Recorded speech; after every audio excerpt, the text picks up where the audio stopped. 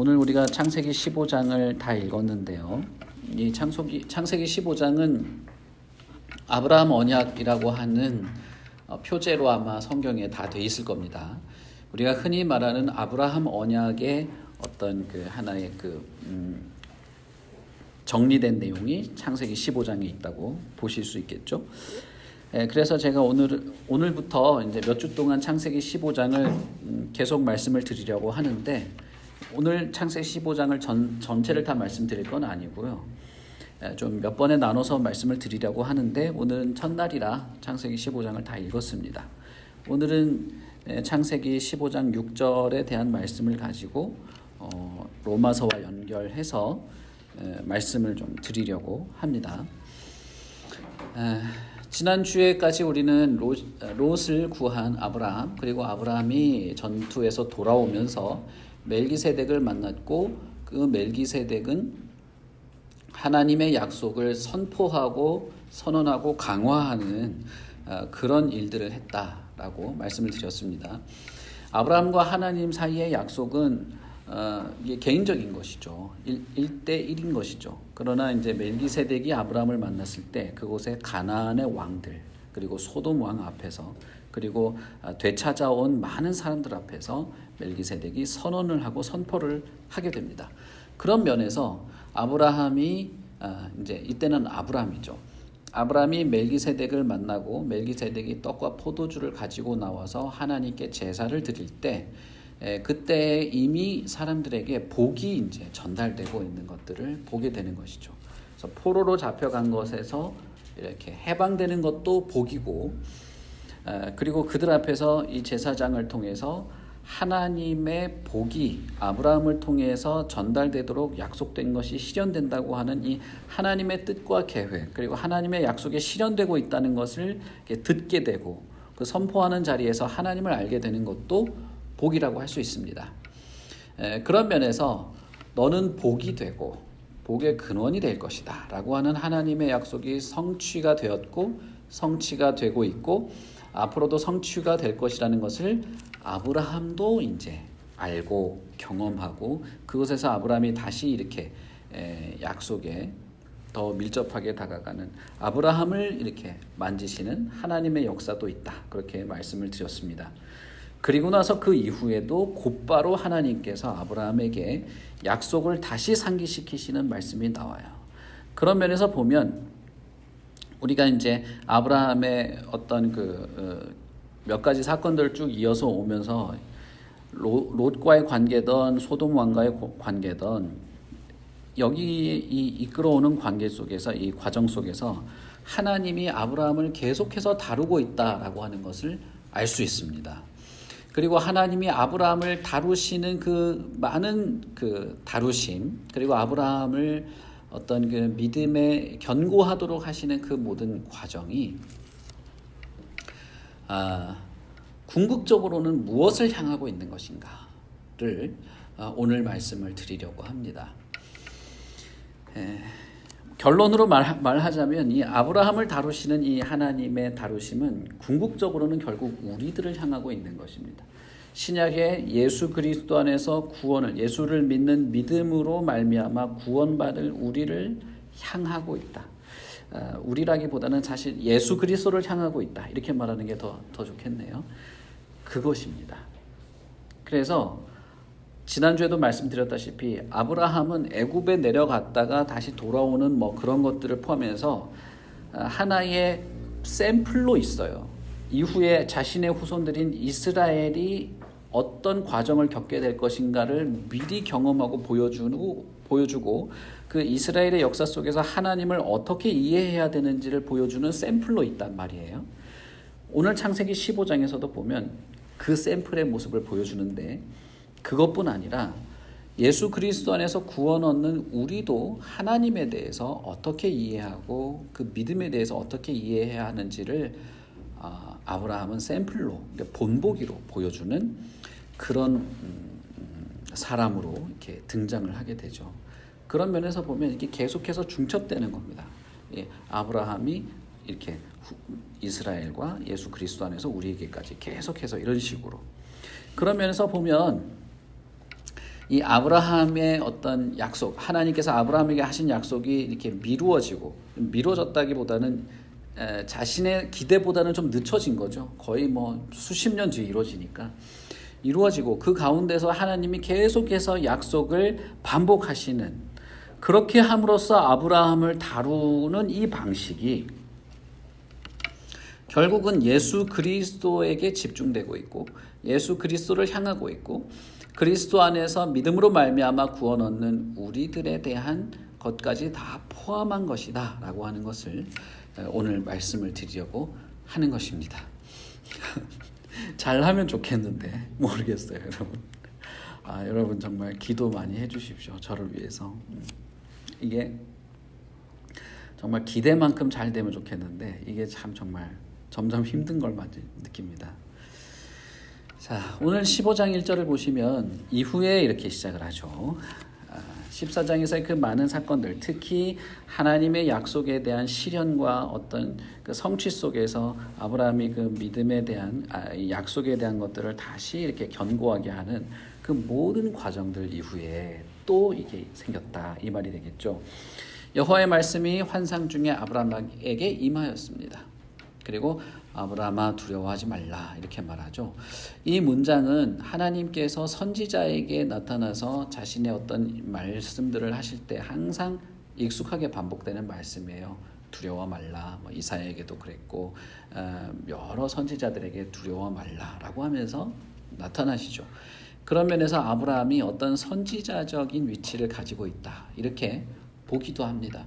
나중에 이제 창세기 이후에 아브라함의 어떤 선지자적인 모습에 대해서도 좀 말씀을 드리겠습니다. 제사장적인 모습은 분명히 있고 그리고 왕적인 지위도 가지고 있다.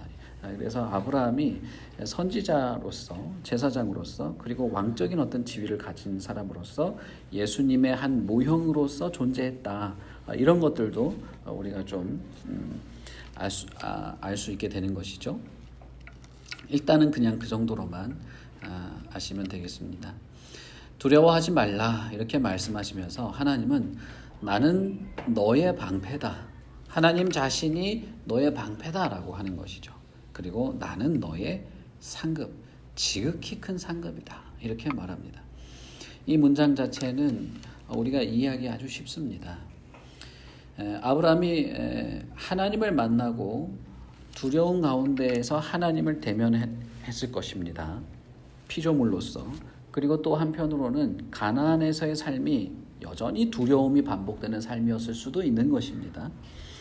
그리고 또 하나는 하나님이 내가 너의 상급이다 라고 언급했기 때문에 아브라함이 나에게 있을 상급 혹은 하나님께서 나에게 하신 약속이 어떻게 이루어지는지에 대한 마음이 결국 또 두려움에 빠지게 되는, 믿음의 어떤 견고함을 이루어가는 과정 속에서 두려움에 빠지게 되는 그런 상황일 수도 있는 것이죠. 여러 가지를 우리가 생각할 수 있다고 생각해요.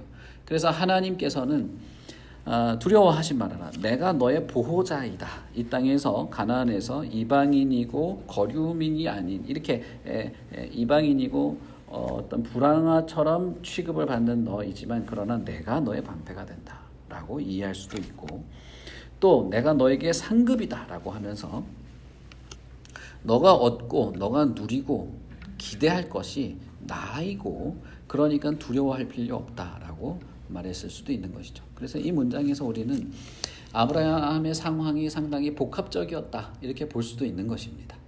그런 가운데에서 하나님께서 아브라함을 다루시려고 아브라함에게 찾아오신 것이죠. 그때 아브라함은 하나님께 이렇게 말합니다. 여호와여, 무엇을 내게 주시려고 하십니까?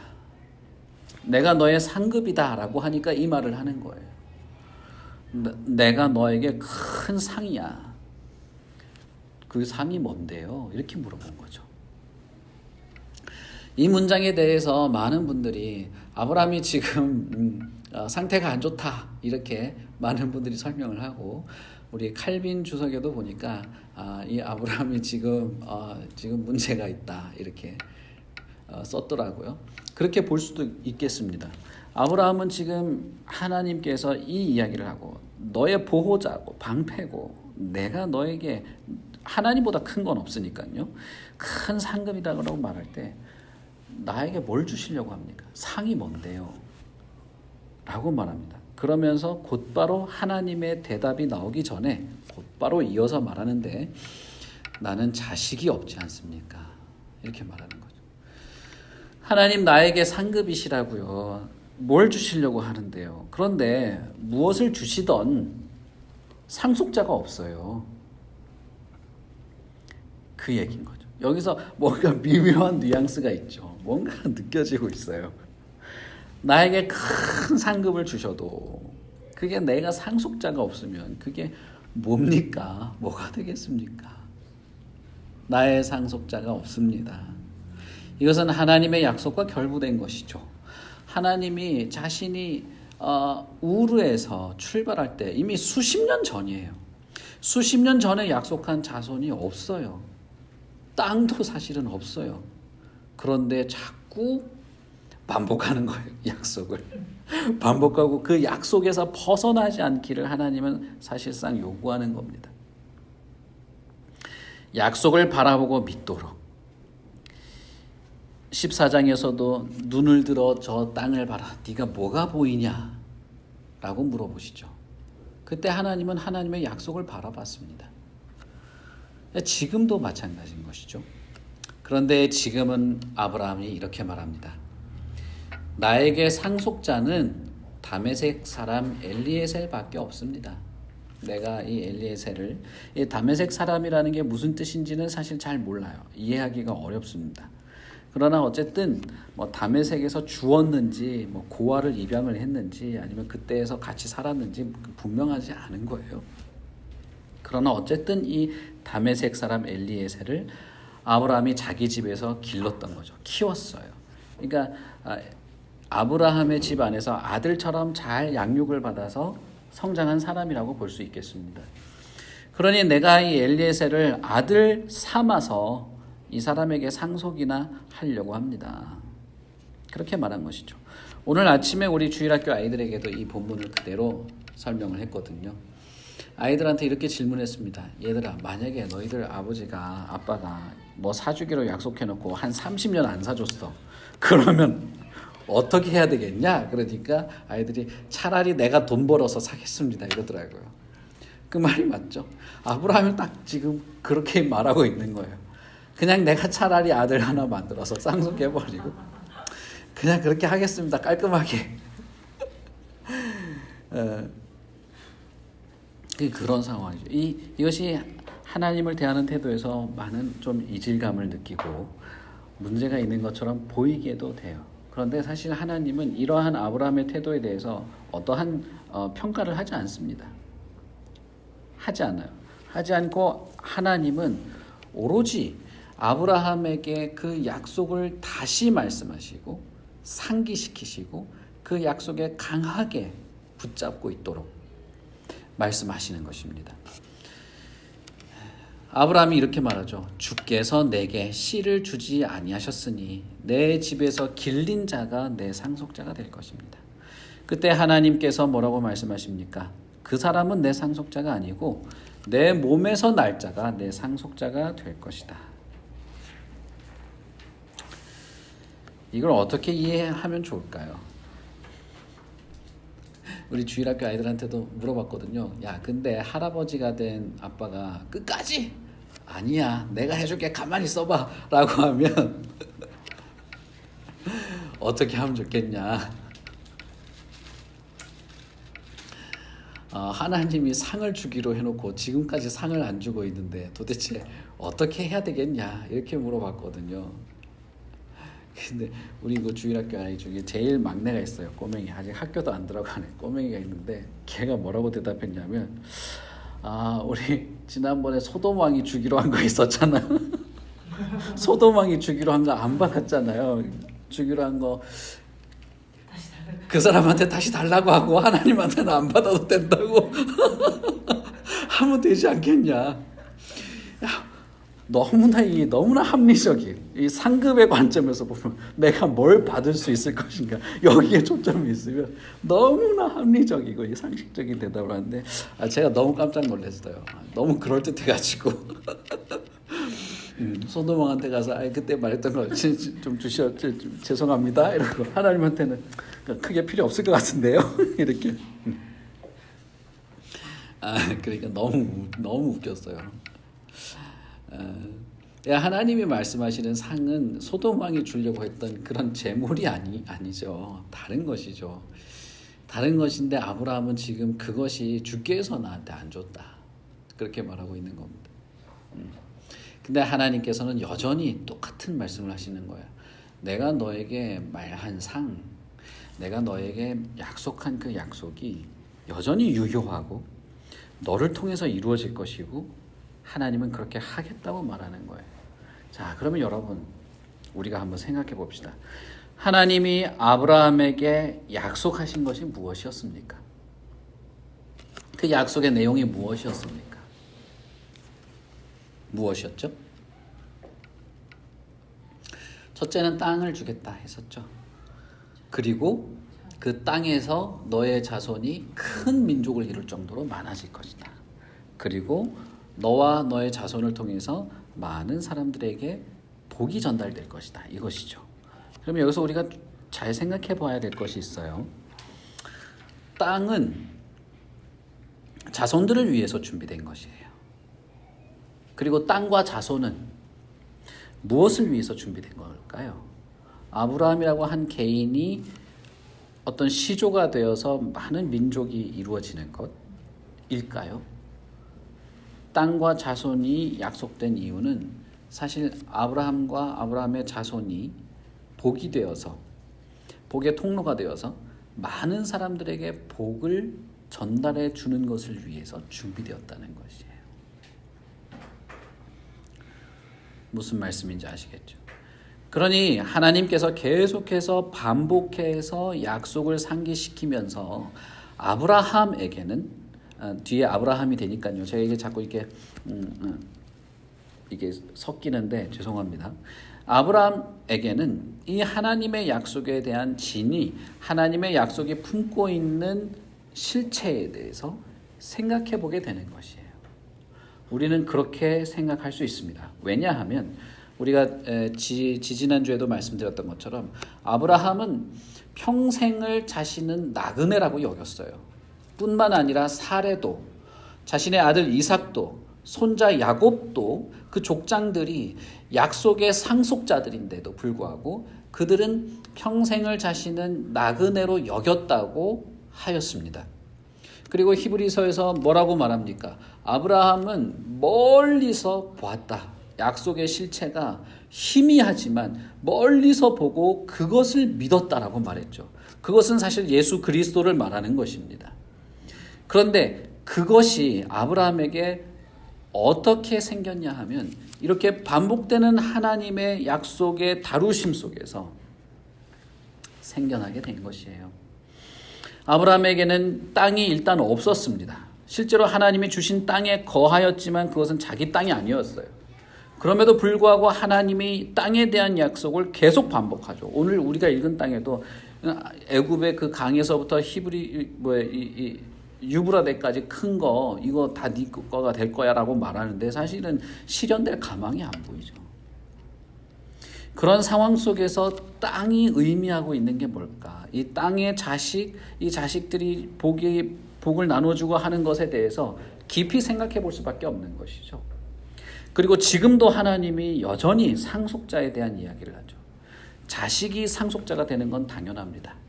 그런데 하나님은 여기서 이 자식은 상속자이다라고 하는 것을 훨씬 더 강조하고 있어요. 자손이 많아진다, 민족이 된다 그 말이지만 그러나 그 자손은 상속자라는 거예요. 상속자. 무엇의 상속자입니까? 하나님의 약속, 하나님이 약속한 것. 15장 안에서 우리가 쉽게 말하자면 하나님이 나의 방패가 되고 하나님이 나의 큰 상급이 된다고 하는 바로 이것을 상속해 갈 것이 자식이라는 것이죠. 그런 면에서 아브라함에게 있어서 민족이 되고 사람이 많아지고, 우리 저기 좀 정리 좀 해주세요.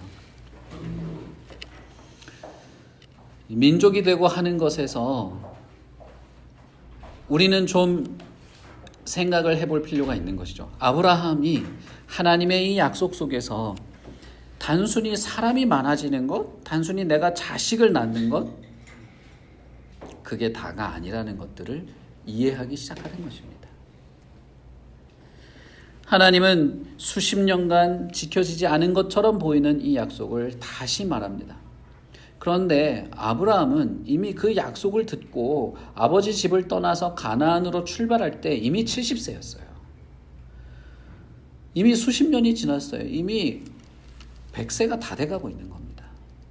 나중에 천사를 만날 때는 10년 뒤에는 이제 100세가 될 때예요. 도무지 자신의 몸에서, 내 몸에서 뭔가가 나온다고 상상조차 할 수 없는 상황에서 하나님은 이 말씀을 하시는 것이죠. 이것을 어떻게 아브라함이 이해하고 받아들여야만 했을까? 어떻게 이해할 수 있었을까? 상식적으로는 정말 우리의 일반적인 상식으로는 참 이해하기 어려운 내용입니다. 그런데도 불구하고 하나님께서는 상식적으로 받아들이기 어렵고 기대할 수 없는 상황 속에서 내가 너 방패고 내가 상이다 라고 하는 것, 이 선언을 기초로 해서 그것이 실현이 되고 현실이 되고 사실이 될 거라고 하는 것을 믿기를 요구하십니다. 상식에 기반한 믿음이 아니라 하나님에 기반한 믿음을 요구하는 거예요. 상식과 상황과 형편과 내 이성과 내 판단에 기반한 믿음이 아니라 하나님이 말씀하시는 두려워 말라, 내가 너의 방패고 내가 너의 지극히 큰 상급이다 라고 하는 이 선언부터 시작한 하나님에 기반한 믿음을 하나님은 요구하고 기대하고 있는 것이고, 그 믿음으로 하나님께 반응하도록 수십 년을 아브라함을 다루어 오신 것입니다. 그러니 여러분, 어떤 면에서 어떤 사람은 복음을 듣자마자 믿음이 생기고 확 세상이 변한 것 같고 그렇게 말할 수도 있어요. 그러나 어떤 면에서는 수십 년의 다루어짐 속에서 그에게 믿음의 어떤 싹이 틔울 수도 있는 것이죠. 그러니 여러분, 하나님이 주시는 믿음에 대해서 제멋대로 판단하고 제멋대로 목표를 잡을 필요가 없어요. 그저 우리는 하나님의 성실하심과 하나님의 약속에 대한 신뢰 속에서 하나님을 바라보는 것이면 되는 것입니다. 어쨌든 하나님은 그렇게 수많은 사건과 비참한 순간과 위험한 순간과 그 정말 낭망스러운 그 사건들을 계속 아브라함을 거쳐가도록 하면서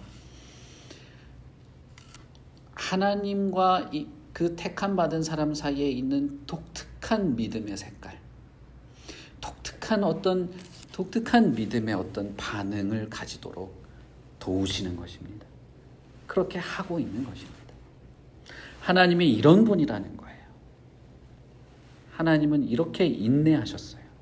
시간뿐 아니라 그 사람의 인격, 변화, 피조물과 창조주가 대화하는, 이건 사실 이것도 인내입니다. 인내예요. 여러분, 인내하지 않으면 대화가 안 되거든요. 사실은 인격적 존재끼리는 인내가 없이 사실은 대화가 되지 않아요. 자기 말만 무조건 쏟아내고 자기 말만 옳다고 주장하고 나만 무조건 밀어붙이면 그건 사실 대화가 아니라 인격적인 관계가 아닌 거죠. 우리 주일학교, 자꾸 주일학교 얘기해서 죄송합니다. 제가 만나는 사람이 몇 명 없다 보니까 이렇게 된 것 같아요. 주일학교 애들 하면은 막 말해. 자기 생각나는 말 막 말하는데 이게 들어줘야 돼요. 일단은 내 인내심의 한계까지는 들어줘야 돼. 내 한계가 그렇게 높지 않아요, 저는. 그러나 대화를 하려면 참아줘야 돼요. 하나님이 아브라함에게 일방적으로 하고 있지 않다는 걸 여러분 아셔야 돼요. 인격적으로 그의 말을 인내하면서 판단하고 평가하기 이전에 계속 하는 거예요. 왜냐하면 그를 믿음 가운데로 이끌고 하나님과 그 피조물 사이에 세상이 상상할 수 없고 세상이 만들어낼 수 없는 그 독특한 믿음의 색깔, 그것을 빚어내시는 것입니다. 여러분, 이 하나님을 우리는 기대해야 되죠. 이 하나님에 대한 마음이 있어야 돼요. 이 하나님에 대한 이해를 가지고 하나님을 대하는 것이에요. 우리는 성경을 통해서 이렇게 하나님을 알 수 있기 때문에, 성경을 통해서 이렇게 하나님을 알아가기 때문에 아브라함보다 훨씬 나은 겁니다. 아브라함보다 훨씬 더 나은 대접을 받고 있는 것이고, 아브라함보다 훨씬 더 좋은 기회를 얻고 있는 거예요. 그리고 나서는 하나님께서 그를 밖으로 이끌어 나가십니다.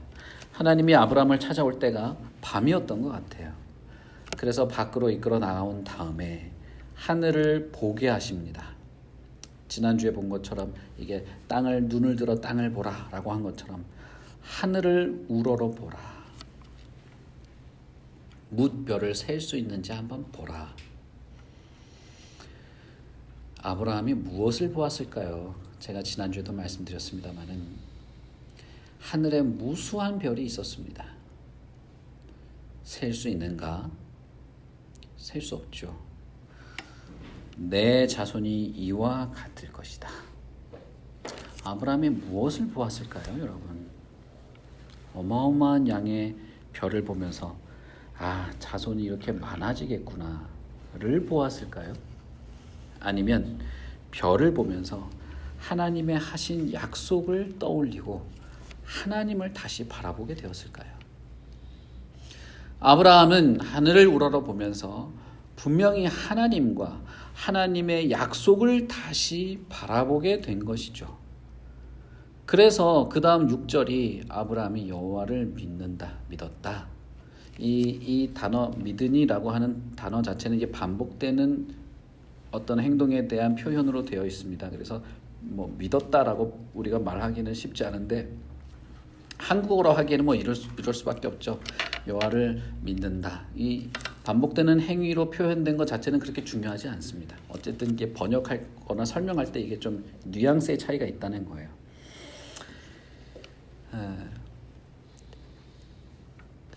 하늘을 우러러 뭇별을 보라. 이렇게 무수히 많은 별처럼 너의 자손이 이와 같게 될 것이다. 아브라함이 보고 느낀 것, 감동받은 것, 그래서 하나님의 그 말씀을 믿게 된 것이 숫자일까요? 나의 후손이, 내가 시조가 되어서 시작된 나의 후손이 언젠가는 모르겠지만 이 세상에서 무수히 많아지겠지, 그거였을까요? 아니면 하나님이 땅과 자손과 그것을 통해서 펼쳐질 세상의 모든 사람, 세상의 많은 사람들에게 전달될 복이 저렇게 무수히 많은 별처럼 수많은 사람들에게 전달될 복이 상속될 것이다 라고 하는 것을 믿었을까요? 이거 당연하죠. 제가 이렇게 질문 드릴 필요도 없죠. 숫자를 보고 감동받은 것은 아닙니다. 이 사람이 숫자를 보고 감동받은 게 아니에요. 창세기 구약의 이 첫 번째 족장인 아브라함의 관계 속에서 이루어진 많은 것들이 숫자가 중요하거나 숫자에 감동받은 게 아니에요. 구약에서 여러분 우리가 하나님의 축복을 받았다라고 할 때 이렇게 글쎄요, 가끔씩 사람들이 아브라함과 이삭과 야곱을 인용하면서 그들이 거부가 된 것, 이게 재산이 많아진 게 복이라고 종종 설명하는 경우들이 있어요. 그런 경향들이 있습니다. 왜냐하면 사실은 구약은 그런 표현들이 많거든요. 그러나 한번 여러분 우리가 읽은 본문을 한번 잘 생각해 봅시다. 아브라함의 재물이 많아지고 혹은 소돔 왕이 주는 재물조차 가볍게 그냥 거절하고 하늘의 별을 보면서 하는 이런 것들이 숫자나 어떤 셀 수 있는 양에 대한 이야기가 아닙니다. 그걸 보고 와 내가 복 받았구나라고 느끼는 그런 내용들이 아니라는 거예요. 아브라함이 수많은 별을 보면서 그가 본 것은 숫자가 아니라 무수히 많은 사람들이 하나님의 약속대로 복을 누리게 되고 복을 얻게 되는 그 복의 확장이 있을 거라는 것을 본 것이에요.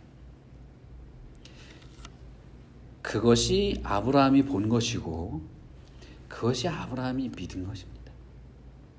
하나님의 약속의 안에는 아주 단순하게 땅을 줄게, 자손을 줄게, 자손이 많아지고 너는 복의 근원이 될 거야 였지만 그것이 반복되고 하나님을 바라보는 것이 반복되면서 그가 드디어 히브리서에서 있는 것처럼 비록 희미하지만 멀리서 보았지만 그는 하나님께서 기대하시는 믿음의 자리에 온 것입니다. 그리고 하나님이 기대하는 믿음의 모습을 가지고 있는 것이죠. 아브라함이 지금 별을 보면서 그런 믿음이 탁 생겼다. 지금 그 말을 드리는 게 아니에요. 아브라함이 하나님을 신뢰하고 믿어왔던 것들은 과정 속에서 여전히 있었어요. 이 모든 것을 다 망라한 이야기입니다. 그리고 여호와를 믿으니 하나님의 말씀을 믿으니 하나님의 약속을 믿으니 희미하지만 멀리서 보았지만 그것이 실현되고 실현될 것을 확실하고 신뢰하게 되었을 때 하나님께서 그것을 보시고 그의 의로 여기셨다라고 말하고 있습니다. 아브라함은 정말 바랄 수 없는 데에서 바라고 있어요. 믿을 수 없는 환경에서 믿고 있고 멀리서 보고 희미하고 감히 상상조차 할 수 없지만 그러나 그것이 되고 있다는 사실을 믿습니다. 그리고 그것을 하나님께서는 의로 여기시고 있는 것이죠.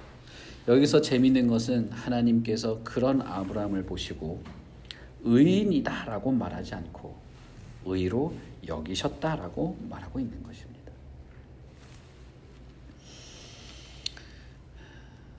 구약에는 의에 대한 내용 혹은 의인에 대한 내용이 나오죠. 노아도 의인이라고 불리고 욥도 당대의 의인이라고 불리는 내용들이 나옵니다.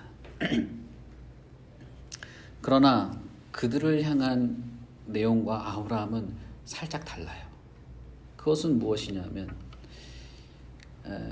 통상적으로 누구는 의인이었다, 당대의 의인이었다 하는 그런 내용들은 하나님의 행위와 같은 것, 이 하나님이 의로운 분이라고 불리니까요. 하나님이 의로운 분이라고 불린다고 하는 것에 근거해서 어떤 윤리적이고 도덕적인 하나님과의 관계에서 하나님과 동행하는 행위, 혹은 하나님을 기쁘시게 하는 행위, 혹은 하나님을 인정하는 어떤 삶, 하나님과 같은 행위들을 했다. 하나님을 뭐 닮아갔다. 뭐 이렇게 표현들 많이 하죠. 그런 것으로 묘사될 수 있는 의라고 볼 수 있는 것입니다. 노아든 욥이든 그런 것이죠. 그러나 오늘 아브라함은 달라요. 아브라함은 그런 삶을 혹은 그런 행위를 보여주고 있지 않는 것입니다. 하나님이 보신 거예요. 하나님이 보신 것은 무엇입니까? 그의 믿음인 것이죠. 그런 면에서 다른 거죠. 다른 것으로 보이죠.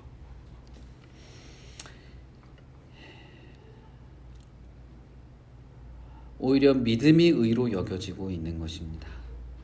다시 말하면 하나님의 말씀에 대한 바른 응답, 하나님의 약속에 대한 바른 반응을 하나님은 의로 여기고 있다라고 말하고 있고, 이 약속도 상속될 것이지만 이 반응, 하나님과의 관계에서 하나님을 향한 반응, 하나님의 말씀에 대한 반응, 하나님의 약속에 대한 이 바른 반응이 상속되면 그것이 곧 아브라함의 자손이 되는 바로 그런 것이 되는 것입니다. 이 아브라함의 이후의 이야기에서 이제 이스라엘의 역사 속에서 우리가 이것을 계속 보게 될 것입니다. 어떤 행위를 했기 때문에 아브라함이 의롭다고 말해지고 있지 않습니다.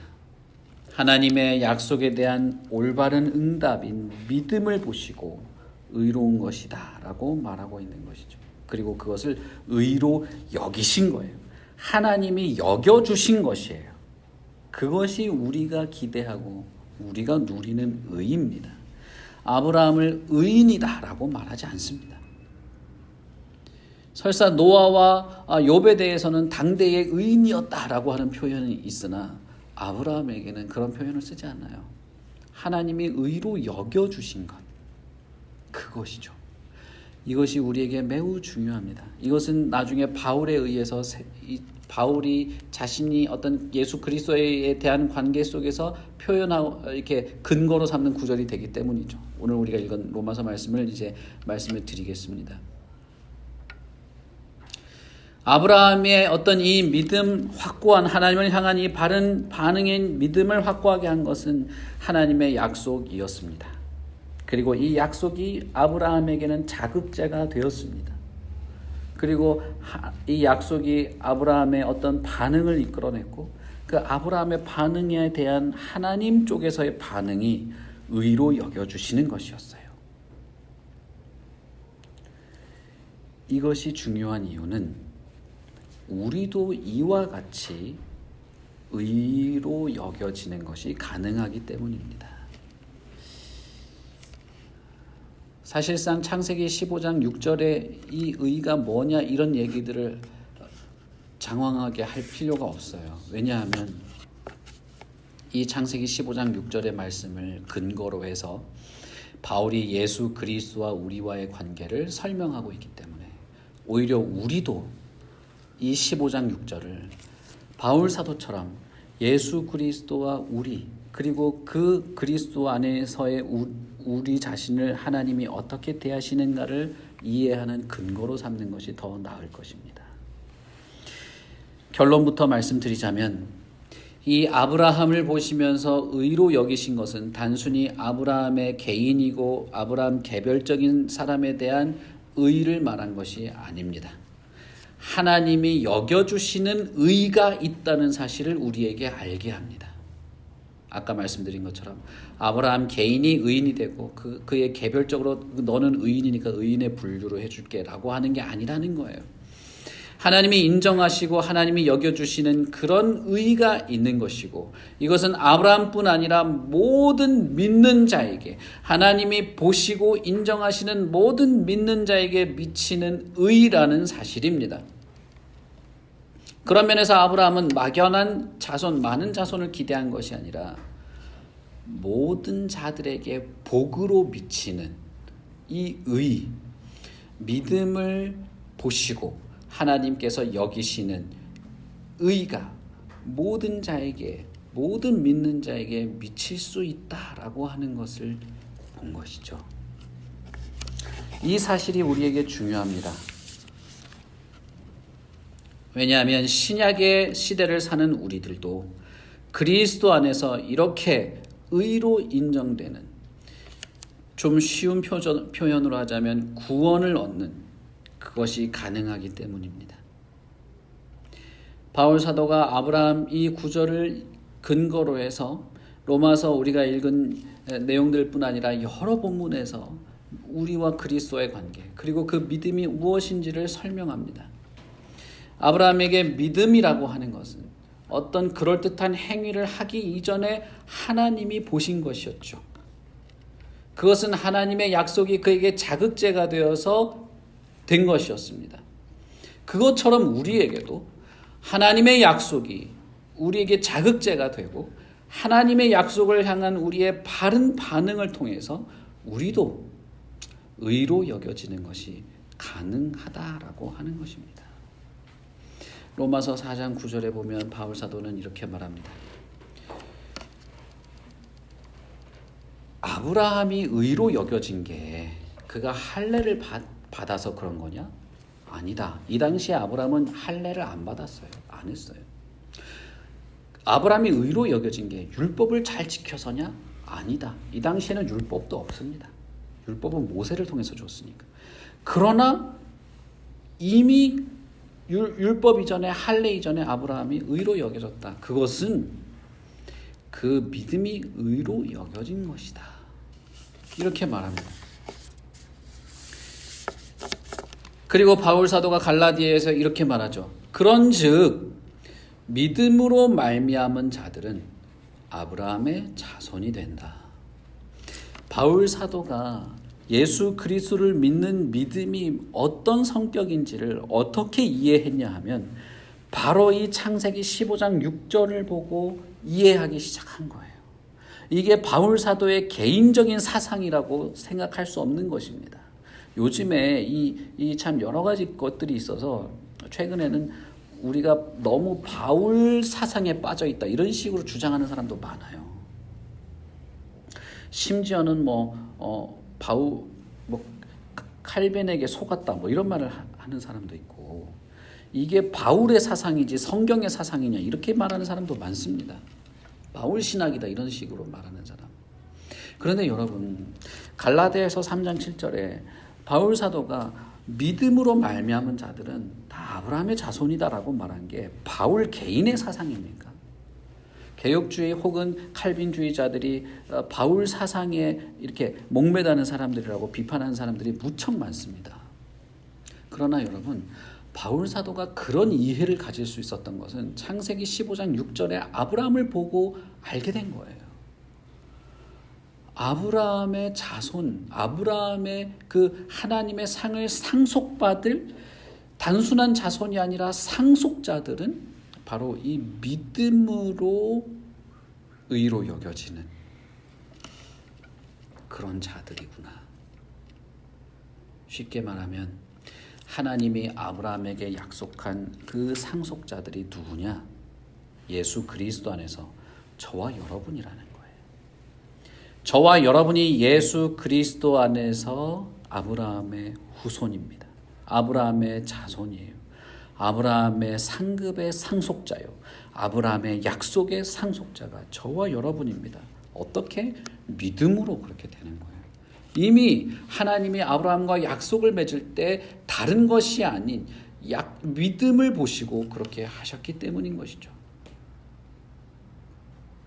그래서 바울 사도는 창세기 로마서에서 장황하게 이것을 설명합니다. 창세기 15장 6절은 이 바울의 이 이해의 근거가 되었고 우리에게도 이것은 근거가 되어야 돼요. 로마서 3장 28절에 보면 이렇게 말합니다. 사람이 의롭다 하심을 얻는 것은 율법의 행위에 있지 않고 믿음으로 되는 줄 우리가 인정하노라. 갈라디아에서도 똑같이 말합니다. 사람이 의롭게 되는 것은 율법의 행위로 말미암음이 아니요 오직 예수 그리스도를 믿는 믿음으로 말미암는 줄 알므로 우리도 그리스도 예수를 믿나니 이는 우리가 율법의 행위로서가 아니고 그리스도를 믿음으로써 의롭다함을 얻으려 함이라. 아브라함이 하나님을 믿음에 그것을 그에게 의로 정하셨다 함과 같으니 그런즉 믿음으로 말미암는 자들은 아브라함의 자손인 줄 알지어다. 하나님이 이방을 믿음으로 말미암아 의로 정하실 것을 미리 알고 먼저 아브라함에게 복음을 전하되 모든 이방인이 너로 말미암아 복을 받으리라 하였느니라. 그러므로 믿음으로 말미암는 자는 믿음이 있는 아브라함과 함께 복을 받느니라 라고 말합니다. 여러분, 바울 사도가 지금 갈라디아에서 하고 있는 말이 뭐예요? 아브라함에게 이렇게 복음을 전하고 너의 자손을 세상의 자손을 통해서 세상 사람들이 복을 얻을 것이라고 하고 이렇게 아브라함을 다루고 이렇게 결국에는 여기서 15장 6절에서 이렇게 하게 된 이 모든 것이 무엇 때문이라고 말합니까? 이방을 믿음으로 말미암아 의로 정하실 것을 하나님이 아신 상태에서 아브라함에게 복음을 전했다. 이렇게 말하고 있는 거예요. 그러니 여러분, 창세기 15장까지 오는 동안의 이 아브라함의 여정은 결국 그리스도를 믿는 믿음으로 말미암아 의를 얻게 되는 우리를 향하고 있는 것입니다. 그리스도를 향하고 있는 것입니다. 그것을 하나님이 알고 아브라함에게 이렇게 해왔다. 갈라디아서 3장 6절부터 9절까지 그렇게 말하고 있는 것이죠.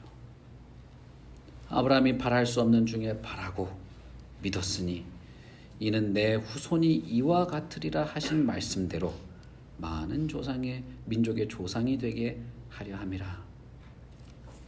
그리고 우리가 읽은 본문의 말씀을 바울이 이어갑니다. 그러므로 그에게 의로 여겨졌다 기록된 것은 아브라함만을 위한 것이 아니요 의로 여기심을 받을 우리도 위함이니 곧 예수 우리 주를 죽은 자 가운데서 살리신 이를 믿는 자들을 말하는 것이다. 예수는 우리가 범죄한 것 때문에 내어줌이 되고 또한 우리를 의롭다 하시기 위하여 살아나셨느니라. 여러분, 창세기 15장 6절은 사실상 바울 사도를 통해서 훨씬 더 잘 이해할 수 있고 바울 사도의 그 말은 창세기 15장 6절에서 나온 겁니다. 그리고 그 내용을 보면 무엇라고 말합니까? 아브라함이 하나님을 믿음에 그에게 의로 인정된 것은 그리스도를 믿는 믿음으로 말미암아 의로 여겨지게 될 우리를 향하여서 시작된 일이라고 말해요. 그리고 그것은 모든 예수를 믿는 믿음을 가진 모든 자들이 하나님이 아브라함에게 약속한 상속자로 우리가 그렇게 되도록 하기 위한 하나님의 행위였다고 말하고 있는 것이에요. 그리고 그것을 실제로 우리에게 적용시키기 위해서 누가 오셨습니까? 예수 그리스도께서 오신 것입니다. 범죄자들을 위하여서 이 범죄자들이 하나님에게 의인으로 여겨지도록 하기 위해서 그리스도가 오신 거예요. 여기 로마서에 있는 우리를 의롭다 하시기 위해서 살아나셨다라고 할 때 여러분, 저와 여러분을 의인으로 바꾸려고 한다고 하는 말이 아닙니다.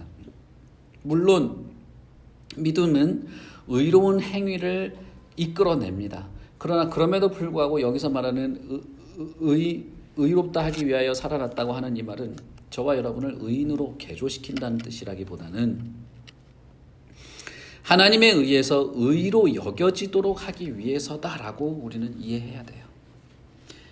우리가 예수를 믿는 믿음이라고 하는 것이 무엇입니까?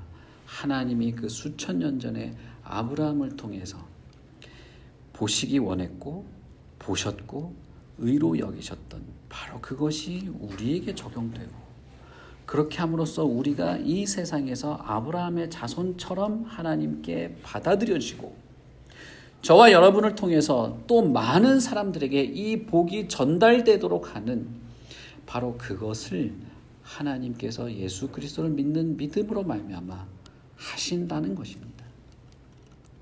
그러니 여러분, 내 구원만 중요한 것이 아니에요. 그것이 가지는 더 많은 것들이 있는 것입니다. 저와 여러분이 예수 그리스도 안에서 구원을 얻었다라고 말할 때는 그것은 사실 세상을 향한 하나님의 그 많은 일들을 포함하고 있는 것입니다. 그리고 우리는 어떤 행위와 어떤 그런 드러내는 것이 아니라 그리스도를 나의 주와 구주로 그분의 하신 약속을 신실하게 믿는 믿음을 통해서 그 믿음으로 말미암아 우리는 의로 여겨지게 되는 것입니다. 아브라함이 눈으로 본 것은 하늘의 별이었지만 그가 실제로 본 것은 하나님의 약속이었죠. 그렇다면 여러분, 저와 여러분이 예수 그리스도 안에서 보고 기대하고 믿고 있는 약속은 어떤 것입니까? 제가 몇 주 동안 우리 아이들에게 하나님이 한 약속이 뭐냐, 너에게 한 약속이 뭐냐 물어보았는데 우리들에게 한번 질문해 봅시다. 아브라함에게 하나님께서 계속적으로 약속하면서 그를 자극하는 자극제, 그의 믿음이 견고해지도록 이끌어온 하나님의 그 약속이 있었다면 저와 여러분에게는 무엇이 있냐는 거예요. 어떤 약속을 바라보고 예수 그리스도를 믿는 믿음 안에 있고 믿음을 흔들리지 않고 그 약속을 바라보고 있냐는 것이죠. 어떤 것이 있습니까? 그것은 사실 예수님이 하신 그 많은 말씀들이 우리에게 하신 약속이에요. 예수님이 뭐라고 말합니까? 내가 진실로 진실로 너희에게 이르노니 내 말을 듣고 또 나 보내신 이를 믿는 자는 영생을 얻었고 심판에 이르지 아니하나니 사망에서 생명으로 옮겼느니라. 이게 예수님의 약속이죠. 그 약속을 신뢰하면 되는 것입니다. 제가 지난주에도 말씀드린 것처럼 여러분 안에서 믿음을 쥐어짜려고 하지 마세요. 쥐어짤 수가 없어요, 사실은.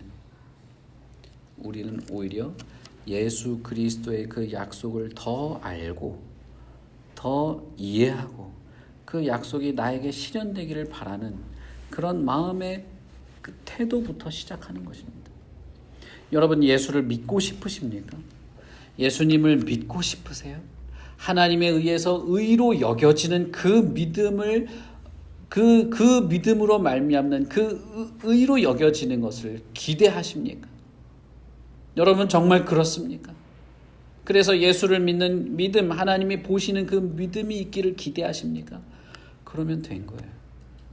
그러면 나에게 하신 약속들을 살펴보면 되는 것입니다. 그리고 그 약속이 이루어지기를 기대하고 예수에게 내 마음을 열면 되는 거예요. 예수님이 뭐라고 말씀하세요? 요한복음 3장 16절에서 뭐라고 말합니까? 하나님이 세상을 이처럼 사랑하사 독생자를 주셨으니 이는 그를 믿는 자마다 멸망하지 않고 영생을 얻게 하려 하심이라. 예수 그리스도가 하나님의 독생자요 나의 구원자임을 믿고 나를 영생하도록 하시겠다고 한 그 약속을 믿고 바라보는 자는 그렇게 된다는 것입니다. 하나님이 왜 우리 같은 사람들을 구원하려고 하시는지, 그리고 왜 그 구원의 방식이라는 것이 믿음을 보시고 하시려는 것인지 우리는 사실 알 수 없어요. 그걸 이해할 수도 없고 판단할 수도 없습니다. 그러니까 하나님의 그 많은 긍휼과 자비와 사랑을 헤아릴 수도 없어요. 그러나 우리가 알 수 있는 것은 한 가지입니다. 약속하셨다는 거예요. 영접하는 자, 곧 그 이름을 믿는 자들에게는 하나님의 자녀가 되는 권세를 주셨다. 이것을 약속하셨다는 거예요. 우리가 알고 믿을 수 있는 것은 이 약속입니다. 우리도 아브라함처럼 하나님의 약속을 바라보고 그것을 신뢰하고 인정하면 되는 것입니다. 구원을 이루실 하나님과 우리를 구원하실 하나님의 약속을 믿는 것이에요. 믿으니라고 번역된 이 말은 히브리어 헤민이라는 단어입니다. 헤민이라는 단어고 자음은 AMN이에요. 그래서 이 말에서 아멘이라는 단어가 나와요. 이 헤민이라는 단어는 믿다, 신뢰하다, 인정하다, 받아들이다 이런 뜻입니다. 우리가 언제나 아멘으로 하나님께 나아가고 화답하지 않습니까? 하나님의 약속을 생각해 보십시오. 그리고 예수 그리스도의 약속을 생각해 보십시오. 그리고 그분이 하신 일들을 생각해 보십시오. 신뢰하지 못할 만한 부분이 어디 있습니까? 예수님의 말과 행동 속에서 우리가 신뢰하지 못할 만한 부분이 어디 있습니까? 그분의 희생과 그분의 처절한 죽음을 통해서 그분이 우리를 속이고 있는 것이 있습니까? 그분의 부활을 보시면서 그가 우리를 속이고 있는 것이 있습니까? 부활하신 것은 우리로 하여금 하나님 앞에서 의로 여겨지도록 하시기 위해서였다고 하죠.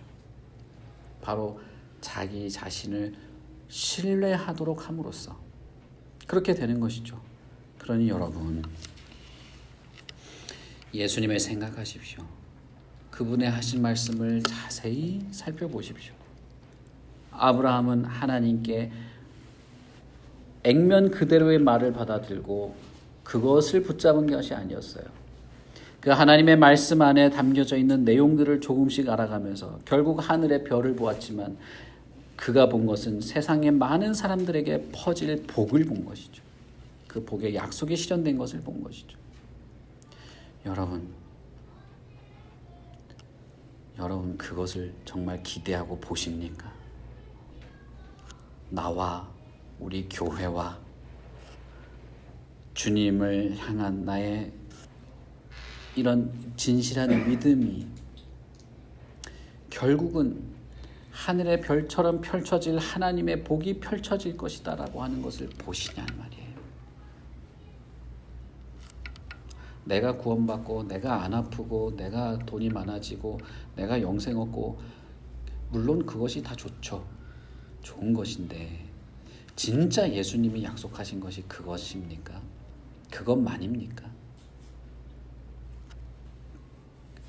우리가 신뢰하고 약속할 만한 하나님의 약속이 예수 그리스도 안에서 우리에게 펼쳐졌습니다. 그리고 그것을 우리는 봅니다. 이해합니다. 더 많은 내용들을 알아가게 됩니다. 그럴수록 우리는 예수 그리스도를 나의 주와 구주로 확신하고 믿게 되는 것이죠. 여러분, 예수를 믿읍시다. 예수님을 믿으십시오. 그리고 그 안에서 약속된 많은 것들을 누리게 합시다. 우리 같이 기도하겠습니다.